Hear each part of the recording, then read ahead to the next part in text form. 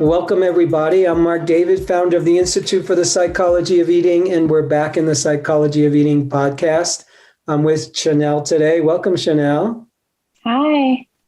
Glad we're here, and I'm glad we're doing this. And my favorite question to ask somebody, if you could wave your magic wand and get whatever you wanted with your relationship with food and body, what would that be for you? It would be to not have to think about food constantly. Like, I have periods where I'm busy and I'm doing things, but the minute that I'm at home in the evening alone, I start thinking about food. I start criticizing my body. I start looking at photos, finding things to find fault in.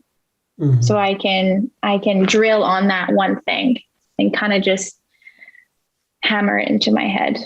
But it would definitely be that, because that leads to my binging and that also leads to my purging. How long has this been with you? Since I was 13, 14, and I'm 30 now. Have you ever had any kind of professional help? Mm-hmm. Extensive. Yeah. Quite a bit. Yes. It's over the years, it has decreased. I'm finding joy. I'm finding peace. I'm in a better place, but it's still something that is just there. It's just become a part of me now. Mm-hmm. And I've reached a point where I'm done with it. Like, it serves no purpose for me anymore. I don't even enjoy the binging and enjoy the purging. It's almost habitual at the moment. Yeah. Mm-hmm. How often would you say you binge and purge?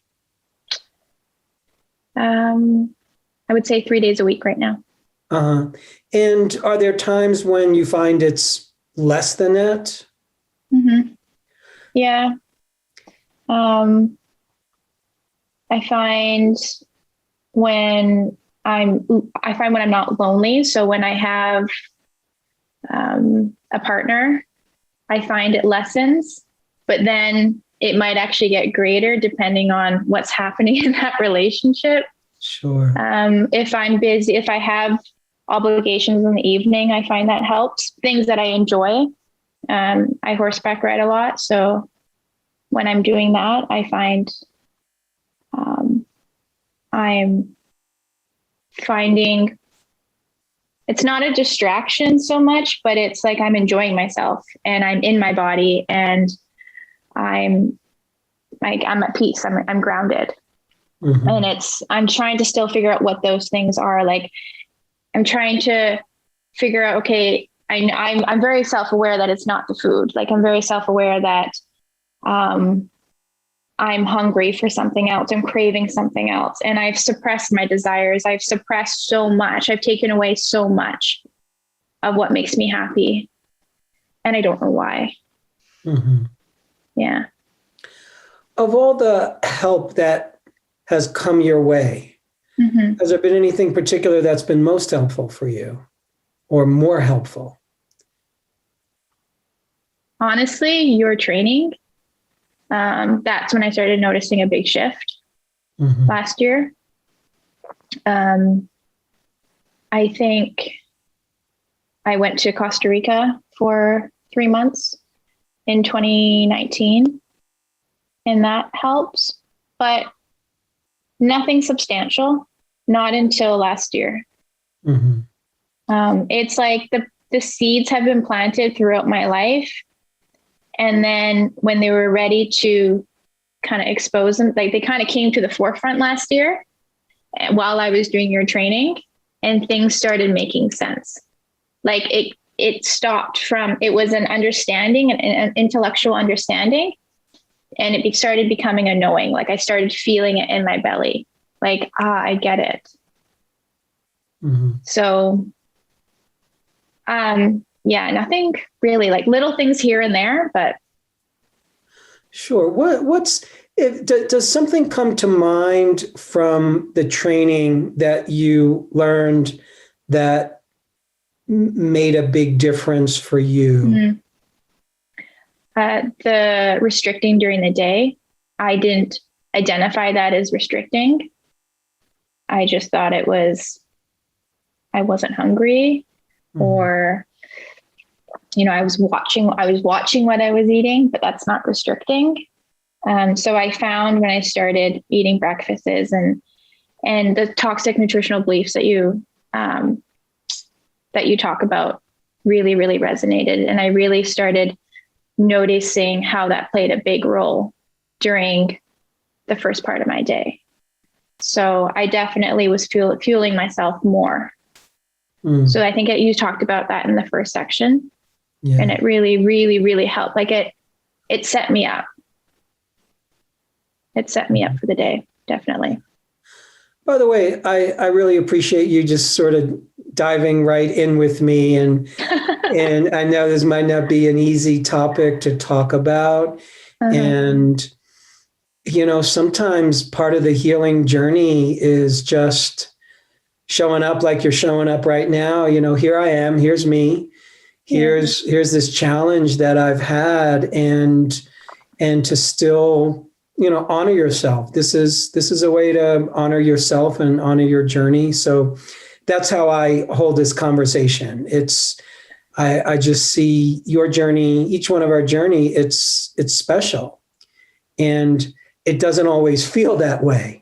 It can feel very unspecial, and it can feel very challenging, and it can feel painful. And, to me, part of the healing on our journey is starting to see evidence that,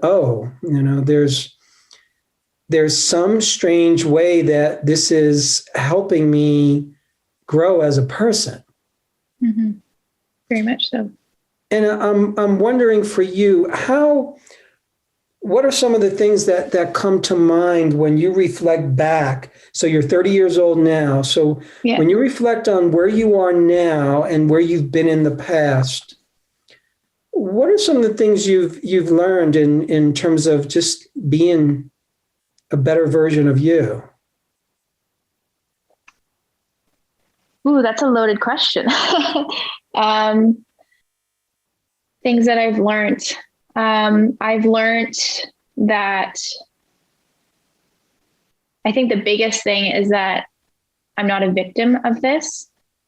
I think for the longest time, I blamed people for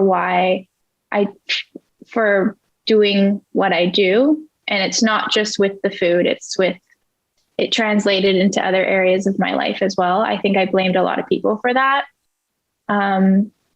And I learned that I have to take responsibility. Like I can't control what people say to me or what people do, but I have to take responsibility for where I am right now. If I want to move forward, if I want to get where I want to go. I think that was a big lesson. A big one that I've realized lately is that my compulsion that I feel with food, and not just with food, it translates into other areas of my life. It's not to get me. Like it's not this evil thing that I have. And when I started making friends with it, like really like just talking to it and noticing that it was trying to protect me in a way, like it was trying to protect me when I was younger from certain things. And even though it didn't benefit me, the why it was created, the reason it was created was not malicious. It was just to protect me.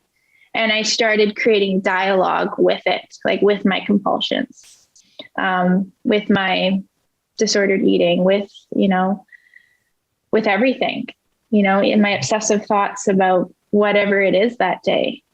I really started, there was a valid reason for it, right? I didn't need to hate on it. I think that was a big lesson that I'm still learning, but it slowly started to really reveal itself over the last couple of years. Yeah.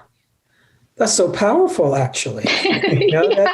That's really It's huge. yeah, What you it's shared. yeah, it's relieving. Like I feel less tense, knowing that it wasn't something that was created to make my life miserable. Mhm. I think something I also realized is there's a difference between struggle and pain. This is just my own opinion. I've avoided pain my entire life. But what happens is then I struggle. And when you struggle, you don't get the at least with pain, if you go through it, you get the happiness, you get the joy, you get the peace. But with the struggling, you don't get any of that. For me, I just got the struggle. And then as I got older, I found that I became more depressed, or I became more anxious, or I became more in my head. I was always here or down here. I was never centered in my belly, in my body. So. I'm going to bounce around a little bit just because that's how my mind works sometimes, but there's sometimes a method to the seeming madness. When you binge, do you have an awareness in the moment what you're thinking? Does it just sort of take over and you're just in action? What's kind of happening in your body? What's happening in your mind? Like the moment you start binging, what's happening? There's definitely a sense of panic, like right here. Mm-hmm. There's definitely a panic. I can be shaking, like my hands will literally go like this. If I won't be able to hold them still. Mm-hmm. I can't hold a thought in my mind. It's like I have one mission and nothing else matters in that moment. Mm-hmm. And right before that, I'll have some sort of emotion or something will kind of trigger it. And if I don't pay attention to it, and because it kind of comes in waves. So it might come in a wave and then I'll pay attention and I'll talk to it and it'll subside. But if I don't keep doing that for whatever that hour or that 20 minutes, if I'm not fully conscious of it, then I will get that panic feeling. And then I just go, screw it. Like I just kind of go, I'm not going to fight this. I don't want to do this. Yeah. And then I'll binge. Yeah. Do you purge every time you binge? Most times. Okay. I would say 75% of the time. Okay. Mm-hmm. So when you purge, same question, what's happening like right before, and what's happening during and after? The purge, right before, I'm tired. The feelings are, I feel gross. I feel ashamed. I feel, oh God, not this again. I'm dreading the purge. Like it takes a lot out of me. And then during, it's like a high, to be honest. I get a high, like it's a relief. It's like I'm okay. Like this is fine. And it's almost like I was told this as a kid that it's almost like your way of communicating, but it really is my way of communicating. It's like whatever I want to say to somebody, I've said it by the purging. Like I get that same relief. Mm-hmm. And then after, I'm just like, I'm tired and I'm drowsy and I can be shaky, depending, dehydrated. Yes. Like kind of like I'm very, like I'm not me. Like I'm very ahead in the clouds is a good way of putting it. Yes. And then that'll settle down after about 20 minutes. Mm-hmm. Yeah.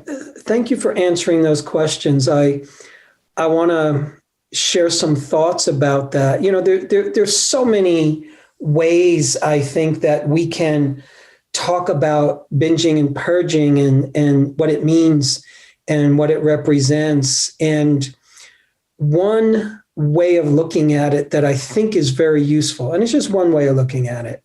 Mm-hmm. But again, I find it very helpful. You mentioned, okay, right before you binge, there's a certain emotion that's building up. Mm-hmm.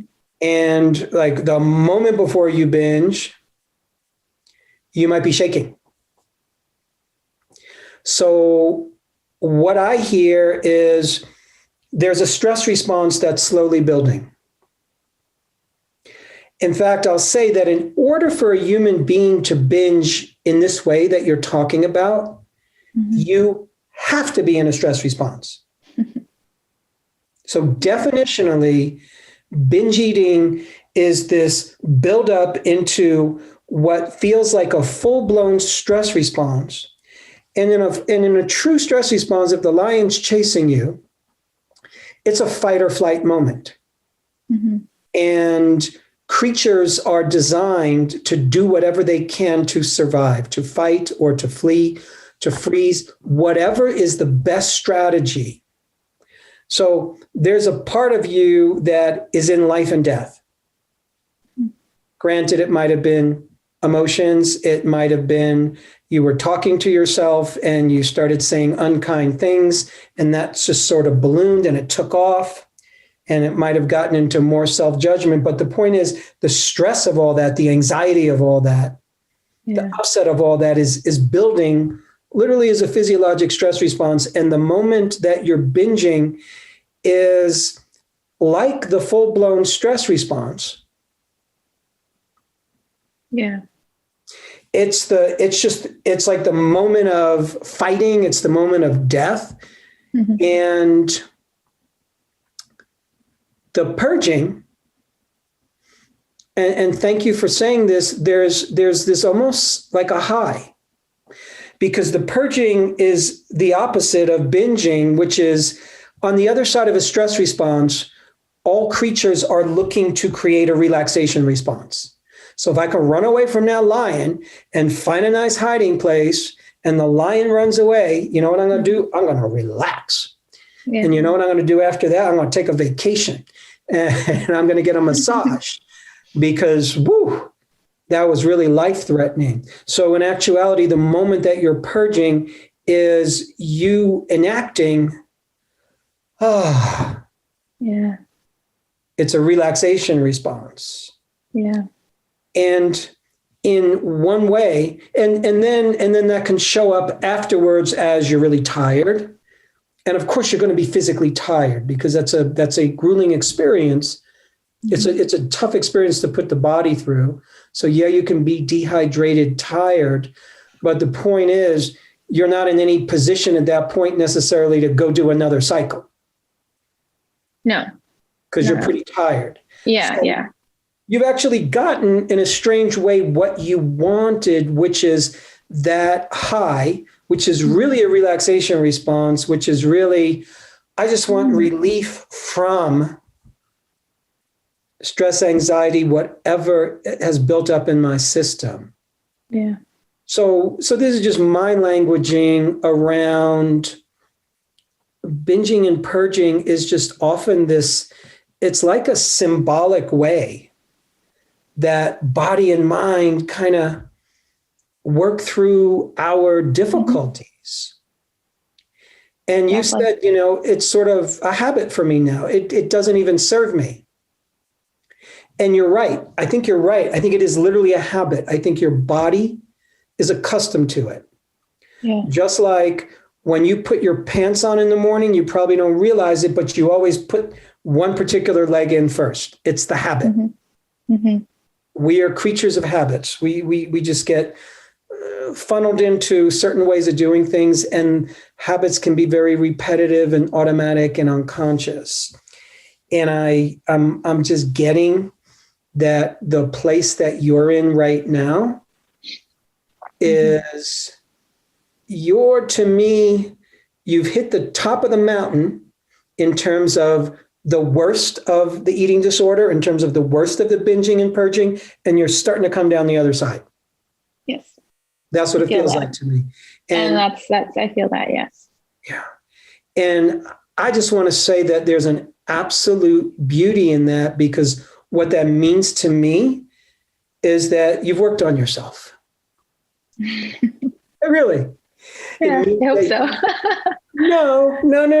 You've worked on Okay. yourself. Let's admit that. You've done a lot of work. Yeah. You've done a lot of self-examination, and it's been a really hard road for you. Mm-hmm.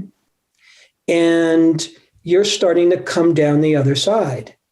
And a little piece of your work right now, just a little piece, is reminding yourself, if that's a helpful image, that that's where you're at.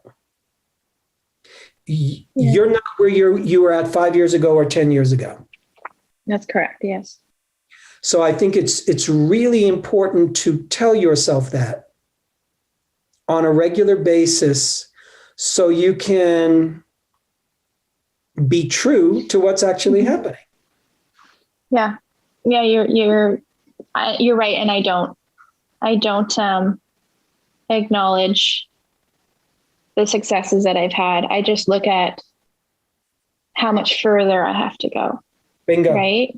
I look at how much further I have to go, and I want it so bad. And then when I do binge,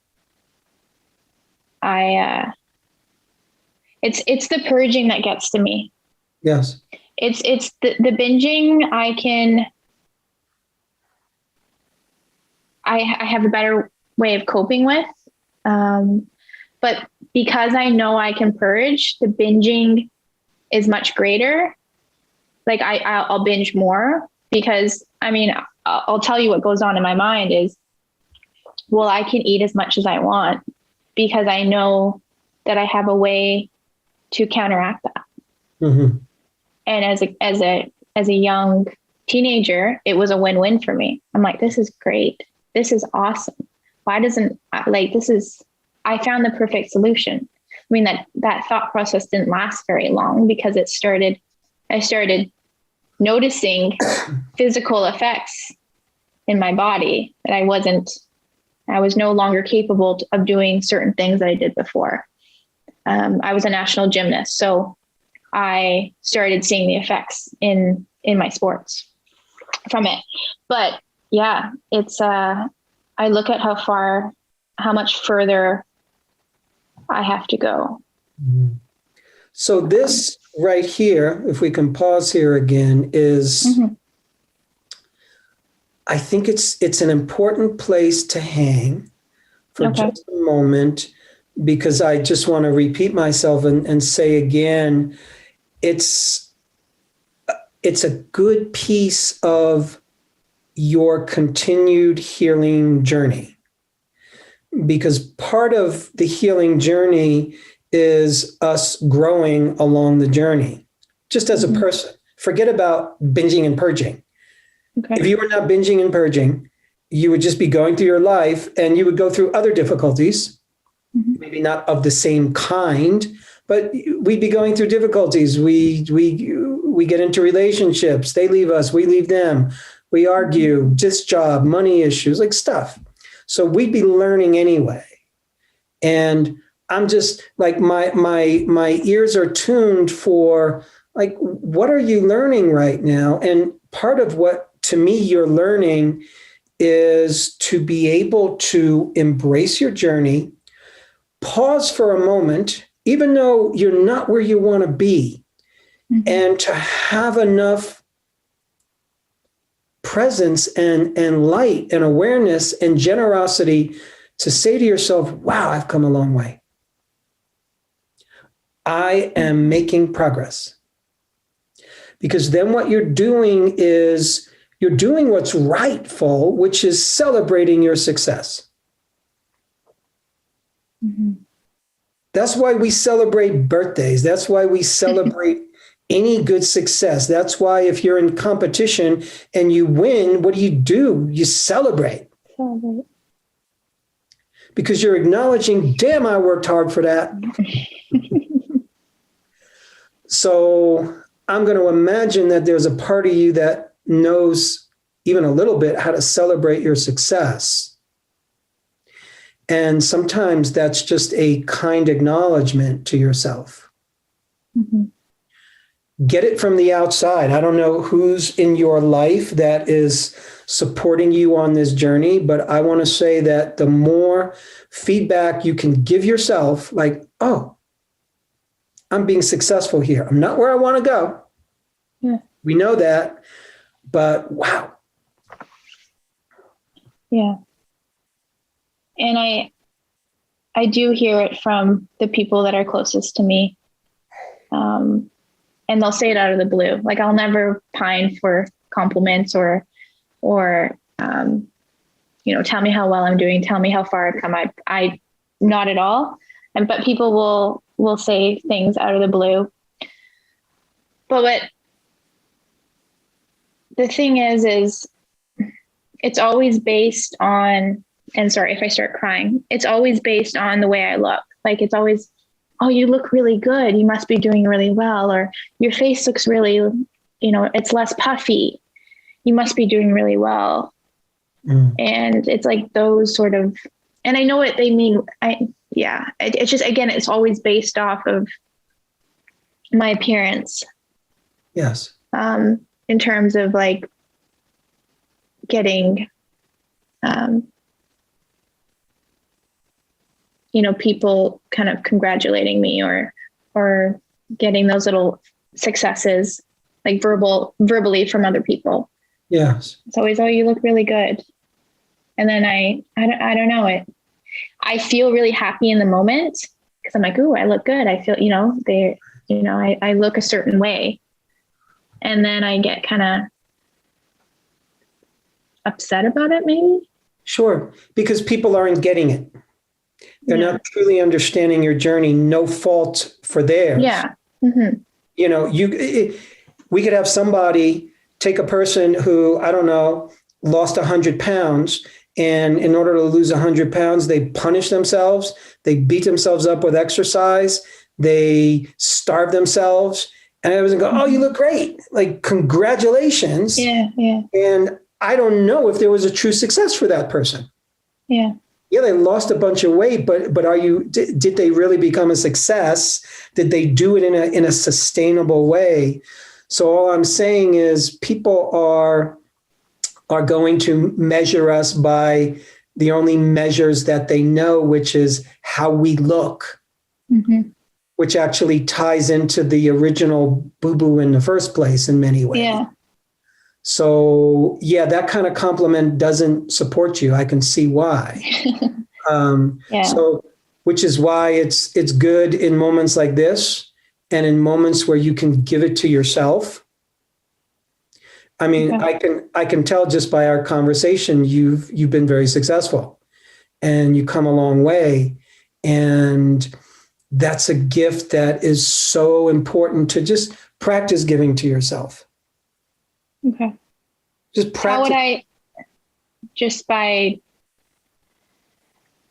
like, I tell this to people all the time, like always, like, and I think I got it from you, like celebrate every little success. Like mm-hmm. That's how you're going to get where you want to go. I don't know how to do that. Mm-hmm. I don't know how to do it in a way where I can, because I'll say it and there'll always be a but after. Mm-hmm. I've whatever, but, and then I will focus on what comes after the but. Yes. Or I'll think like, I could be in a completely different place right now if this would just end.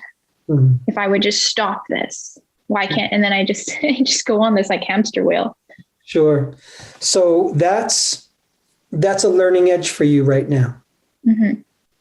So in a strange way, what I'm saying, the learning edge is not necessarily stopping binge eating. Yeah. So you want to do. Yeah. So from my perspective, binging and purging is the symptom at this point. It's not the problem. Yes. Yeah. It's the symptom. And what the challenge is just you growing into your fullest expression as a person, as a woman. That to me is what you're doing. So you're growing into your fullest expression as a person, as a woman, and in your life journey, this is how you do it. In my life journey, I was a stutterer. I couldn't talk. I couldn't speak. I had this illness and that illness and almost died. So I had to go on my journey. This is your journey to be your best self. It's not getting rid of a boogeyman. It's not being, it's like, yeah, you're not a victim. You figured that out. But even more so, you're actually becoming a victor in this process. You're being victorious. Yeah. So that's the healthy side of victimhood, is like, well, wait a second, I'm turning that into victory. I'm turning that into a success. So ideas to make it easier. Do you have any favorite songs that you might play or think about that just mean to you, like, yeah, celebration, upliftment, I did it, or damn, I'm happy? Yeah, music is a big thing for me. I mean, I can't think of any on the top of my head right now, but on my phone, yeah, like music it'll put me up here, or it'll put me down here. Like, okay, great. I'm big into that. Yeah.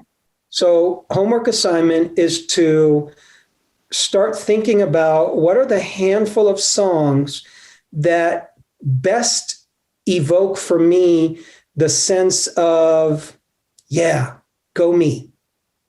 Okay. I can do this. I'm victorious, whatever those songs are. Okay. I think of, what's that song? This Is My Fight song. Oh yeah. What's that artist I name? have that. I know it's the blonde lady. I have her on my Spotify. Yeah. That's actually a song that I really like. Yeah. So something like that, where you use it to anchor, I'm going to play this song, and while the song is playing, I'm just going to dance when nobody's looking, and I'm just going to celebrate me. Okay. So just give yourself 2 minutes. That's just 2 minutes when you're playing the music, and you can really feel it, and you can feel it in your body in a whole different way, because you know how to embody as a gymnast, which is very different sometimes than embodying emotions in a way that you can really just kind of let it move you and feel you. So start to use music to embody, oh, this is what it feels like to acknowledge I'm growing. This is what it feels like to acknowledge my success. Okay. You'll feel it. I like that. I've never even thought of doing something like that. I'm going to try that. That resonated with me. Yeah. Glad to hear that. It's funny how that's what I was thinking about for you. And, it's also, I've worked with an unusual number. Like, I never would have guessed this when I first got into this work, that I would work with so many former gymnasts and swimmers, females. Yeah. And there's just a very strong pattern of eating disorders for understandable reasons, especially at a young age. You have an indestructible metabolism. And there's going to be the part of you that's going to be in your mind measuring where you're at today versus where you were at then. I don't know if you're doing that. But celebrating small successes. Here's something else to think about. And forgive me if you've heard me mention this before. My impression of you is that you're a very powerful person. So if I just kind of was on the street and you walk by and I got to check you out for 20 or 30 seconds, I would say that woman's got a lot of power. She's just got a lot of juice. She's got a lot of energy. She has a lot of gravitas in her. And one thing to consider is that the power of binging and purging is just power, is just your power that's just going off in a different direction. Yes. So to me, part of what you're doing is you're learning to harness your power. Yes, that resonates a lot. Yes. So you're learning to harness your power, and you got a lot of power in you. And a lot of that power is emotion. Mm-hmm. And a lot of those emotions are not comfortable for you, is my guess. Because the power might be powerful anger. It might be powerful passion. It might be powerful sadness, upset. Yeah. All of it. Yeah. So it's very easy in this world for a human being to be afraid of one's power. I think the world teaches us that in many respects. The world doesn't always cultivate, our education doesn't always cultivate our true personal power, our true emotional power, our true spiritual power. Mm-hmm. So that's something we have to, at some point, take on. And I think now that hearing you say that, if I look back, I think that was last year. That's where that change happened, where I started moving in a different direction. I was going this way the whole time. And then last year I started kind of like, okay, we're going to like reverse. And that's when I started acknowledging and really admiring certain things about me, like my sensitivity that I've always been told, you're so sensitive, that it can be a great gift. I can read a room like no other, and I love that now. And I can get along with anybody and make them feel comfortable because I can kind of adapt to where they're at. And I always thought it was really strange and really weird. And, but yeah, I'm definitely honing and harnessing my power now. And I feel that, like, I feel it I feel everything in my belly, but I feel it in my belly. And sometimes, I want to hide away because I don't want to be seen. And when I do that, then I'll binge. Like, I'm just putting these together now. I didn't really make the realization before, but I feel, yeah, when I want to hide, I will binge. And I feel that strongly. So let me comment on that. What you just said to me makes perfect sense. Okay. i.e., if I'm hiding my power, what I heard is my power needs an outlet. Mm-hmm. But if I'm hiding my power, if I'm hiding my sensitivity, if I'm hiding my deep emotion, if I'm hiding just however my power wants to express itself, it's got to go somewhere. Mm-hmm. And binging and purging is a very powerful experience. Binging is powerful. Purging is powerful. Mm-hmm. Granted, at the end, it's exhausting, but there's the moments of power. Mm-hmm. So again, to me, what you're learning is you're not learning how not to binge and purge. You're learning how to contain and express your power. Contain meaning like just to be able to hold it. Yes. Binging and purging is kind of just like moving it out. Yeah. It's like, let's get this stuff out of here. And it's very uncomfortable for me to hold it. I'll start pacing. It's yeah. Again, these are just realizations that I'm having right now. I'm definitely making connections, but it's uncomfortable for me. It's like, I need to get it out in some way. And I'm still trying to figure out what other things I can incorporate that isn't binging and purging. Mm-hmm. And one thing I noticed is like voice memos. Like, I'll talk it, like, I'm a very vocal person, so I don't like writing so much. So I'll talk into my phone and I'll say whatever comes to mind. Like, it's not me speaking. It's just something is it's almost like I'm a conduit for something to come through. And then it's just like, it subsides. Like, it's amazing. But if I don't pick up my phone and talk into it, if I wait like a second longer, it'll take over and I'll binge. Yes. You know? Yeah. So you're learning how to do that. Mm-hmm. So you're learning how to catch yourself in the moment and say, oh, okay, here's how I harness my power in a better way. Mm-hmm. And if I miss that window of opportunity, this is not going to go so well. Yeah. I'm gonna go in the binge and possibly purge direction. Okay, that's happened, and it'll happen some more, and hopefully you'll forgive yourself. And each time, it's really about you feeling your power more. Another suggestion, you can literally consider using loud music in those moments. Okay. Use loud music, like turn the music up loud and use a loud voice. Like scream, yell, dance, sing it.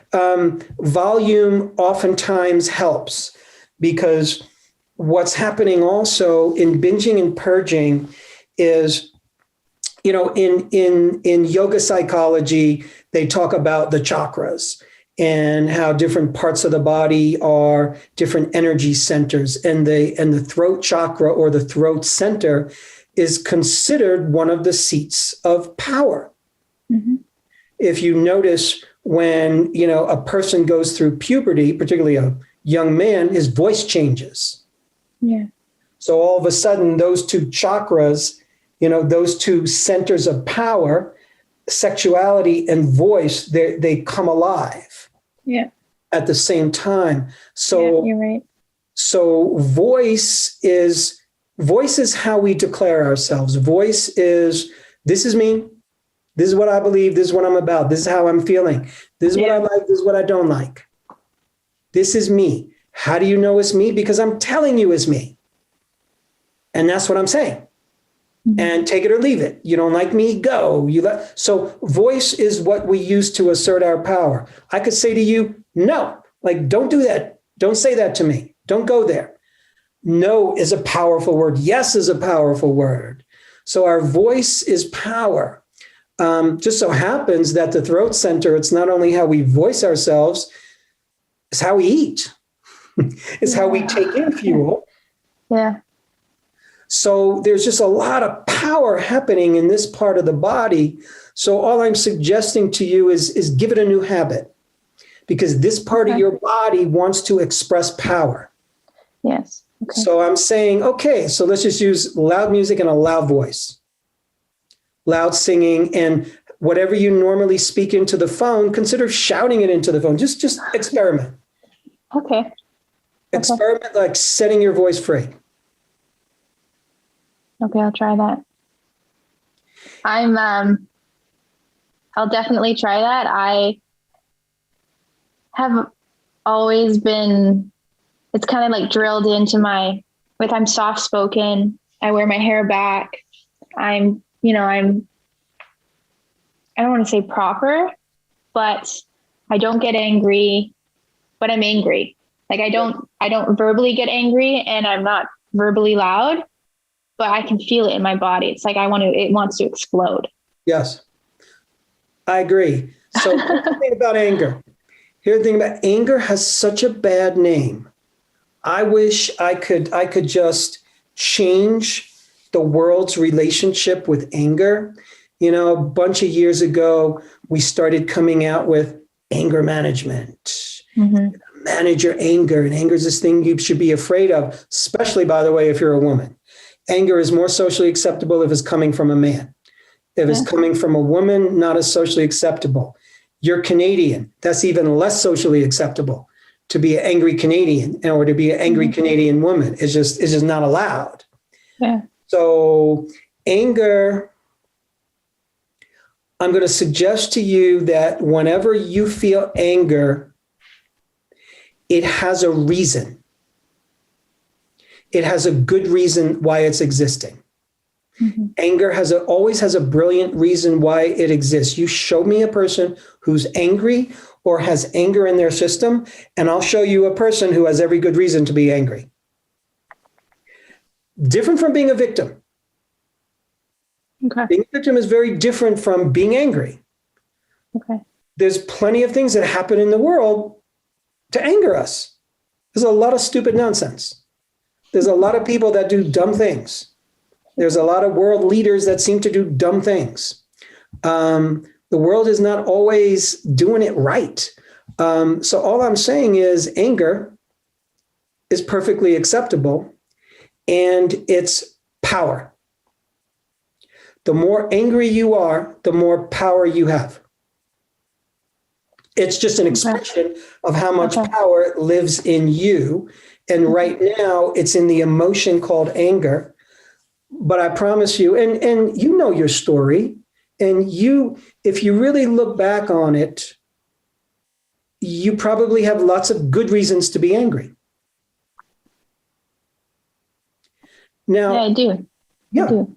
So, and I'm not saying, therefore, you should stay angry for the rest of your life. Therefore, you should beat those people up or whatever. No, I'm not saying that. All I'm saying is, if you're angry, you have a good reason. So part of it is learning how to let anger be in your system.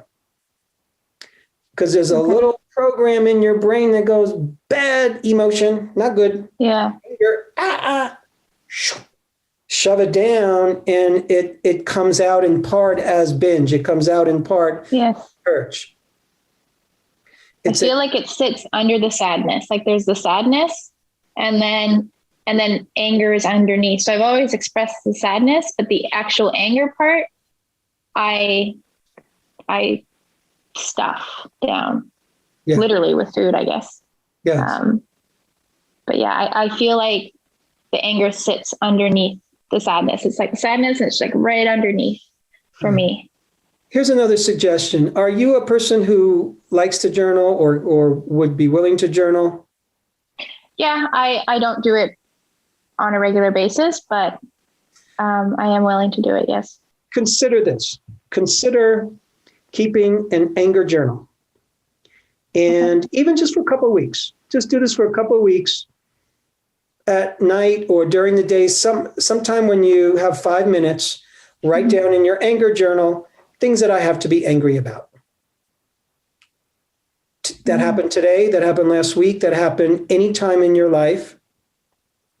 And all it is things that I'm angry about. You don't have to justify it. Literally, it's like a bullet point list. Okay. People that I'm angry about, situations, experiences, aspects of the world that you're angry about.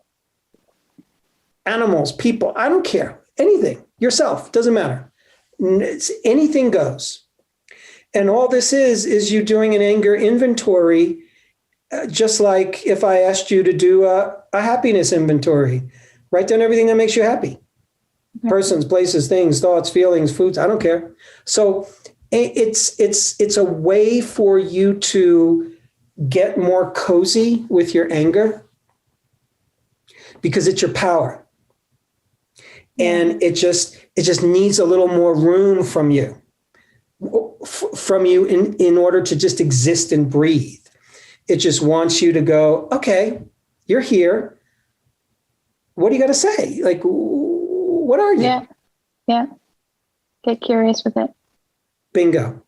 Bingo. Without judging it. Yeah, I can do that. I have goosebumps right now. There's so many. I think that would be. I've done journaling with desires, and I found that really helped. But anger is one that I've never really addressed. But yeah, there's a lot of anger towards myself, and there's a lot of anger towards like the universe. Yeah. Like it's not really a particular person, but it's the universe is like the word that comes to me. Yeah. I'm very angry with it. Yeah. So all I'm saying to you is express that. Okay. You have every good reason to feel angry. Mm-hmm. We're not trying to change your anger. We're not trying to make it go away. We're just trying to give it some breathing room. Okay. And again, what I'm saying is, as a way to help you transform binging and purging, we're not attacking the binging and purging because it's a symptom. The binging and purging is your vehicle to learn and grow. And it's asking you to learn and grow in certain ways. And I'm over here just kind of listening to you going, okay, well, where's she learning and growing right now? Or where might she be learning and growing? Or where might the universe be asking you to learn and grow? One place we've talked about is you just learning to acknowledge and celebrate your success and really see yourself on the map, how far you've come. Yeah. And find little ways to do that. We talked about music. Yeah.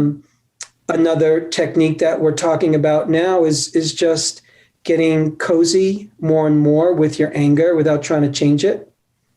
Let it show up more. And I don't know, you might find yourself being more angry. You might find yourself being less angry. It doesn't matter.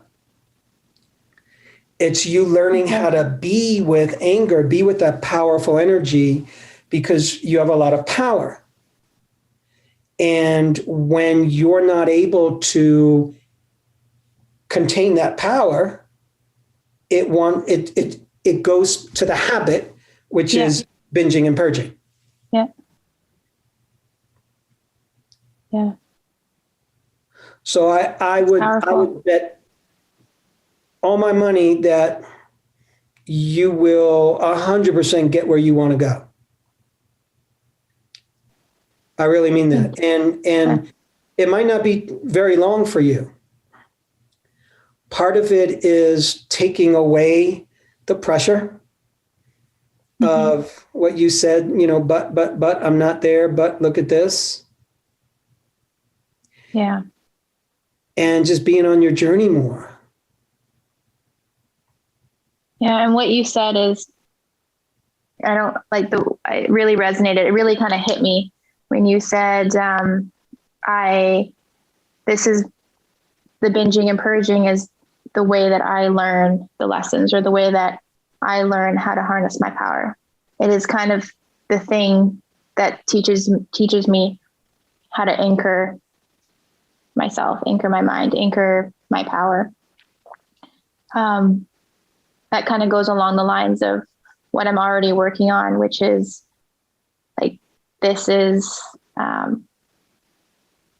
not your enemy. This is a gift to go back home, is what I always say. Like when I'm going down that road, I know how far I've come from myself, from my true self.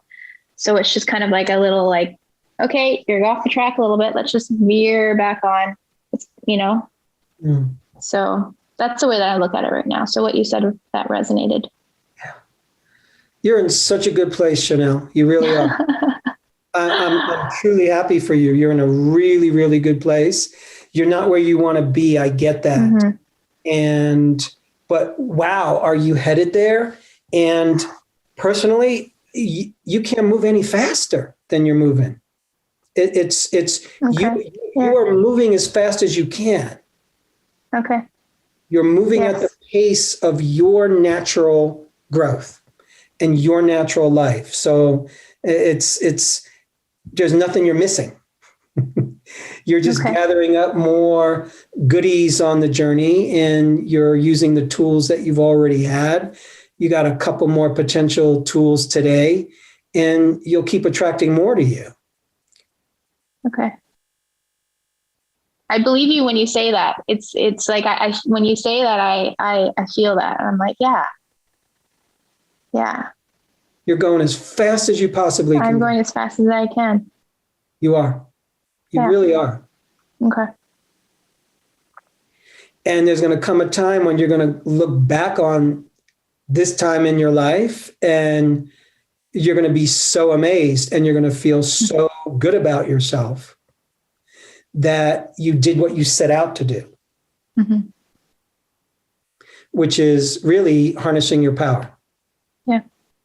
Not stopping binge eating by doing something, I don't know, taping your mouth shut or something. Like, no, it's that's not the game we're doing. That's not why you came into this world. You didn't come into this world to learn how to not binge eat. Yes. You came into this world to be the best version of you. That's what you're doing. Okay. I feel that strongly. Yeah. Just like, Yeah. you know, and I feel like I need to hear the same thing repeated a couple of times. Somebody tells me something once and it's almost like, 3, 4, 5 times. And it deepens each time. From different people. I need to hear it from different people. I need to hear it from myself. Good. Then you know how people that I trust. Yes. So cultivate that in your relationships for the people that matter to you. Ask for it. Okay. You have every right to ask for that from the people that know you and love you and care about you. Mm-hmm. Hey, here's what I need to hear. It really helps me. Yeah, I never thought of saying that. Okay. Yeah, I can do that. Yeah, that's just you taking responsibility and claiming your power. Okay. It's just deserving. Yeah, I deserve that kind of help. Yeah, I can do that. Yeah. I've never thought of asking for that. Yay, what a good day. That was awesome. Wow. Thank you. That was very helpful. Welcome. I'm so glad we had this conversation. Yeah, thank you.